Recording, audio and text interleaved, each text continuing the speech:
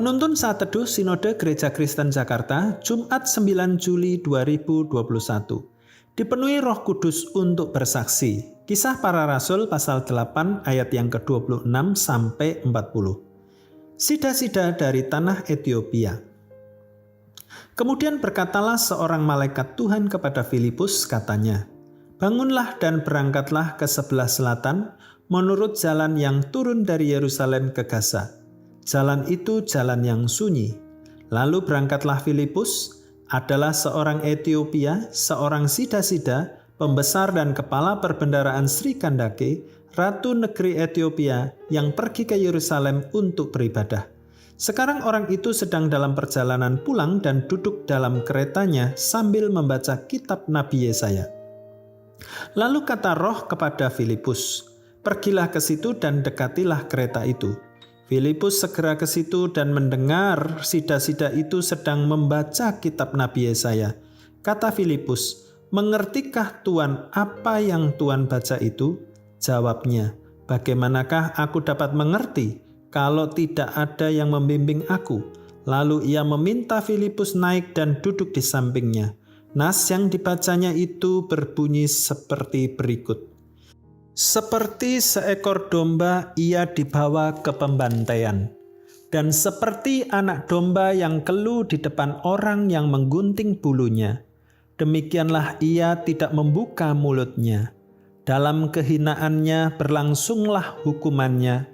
Siapakah yang akan menceritakan asal-usulnya, sebab nyawanya diambil dari bumi?"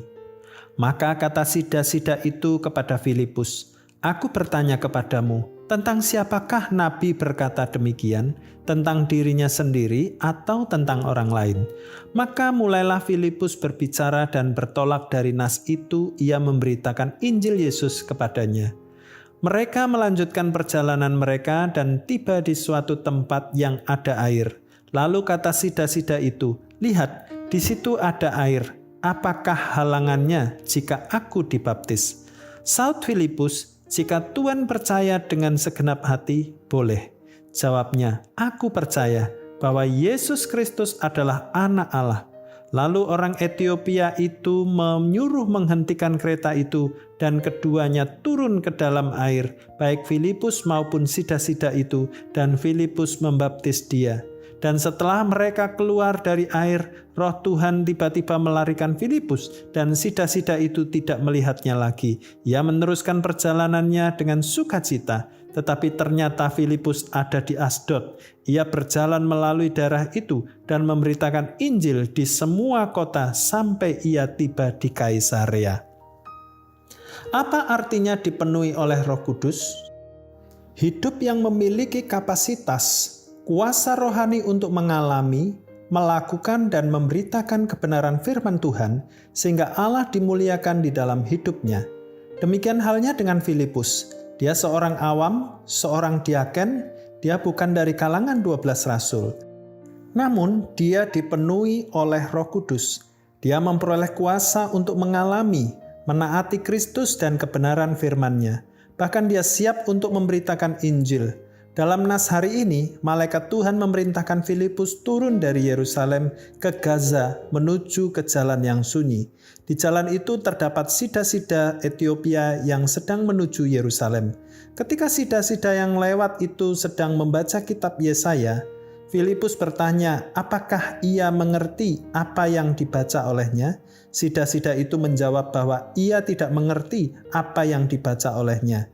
Roh Tuhan mendorong Filipus untuk menjelaskan tentang berita Injil itu kepada sida-sida tersebut. Kemudian dia mengerti dan percaya bahwa Yesus adalah juru selamat. Akhirnya dia dibaptis oleh Filipus. Roh Kudus bekerja di dalam diri Filipus. Dia tidak hanya mengerti kehendak Tuhan, namun bersedia untuk melakukannya, termasuk pada waktu diutus untuk bersaksi kepada orang yang tertentu. Jika kita adalah murid Kristus, maka kita adalah orang yang dipenuhi oleh Roh Kudus. Kita diproses untuk mengalami dan menaati Kristus dan kebenaran firman-Nya. Bahkan kita diutus untuk menjadi saksi-saksi Kristus kepada orang-orang tertentu. Kita perlu memiliki hati dan telinga seorang murid untuk mengerti maksud Kristus bagi kita. Ketika Roh Kudus menghendaki kita untuk menjangkau jiwa, kita harus tunduk dan taat. Roh Kudus dapat menuntun kita untuk memberitakan Injil kepada siapa saja, kapan saja, dan di mana saja, sesuai dengan kehendaknya. Marilah kita selalu peka, tunduk, dan taat kepadanya. Anda dipenuhi oleh Roh Kudus bukan untuk kepentingan diri Anda sendiri, melainkan bagi kemuliaan kerajaan Allah. Tuhan Yesus memberkati.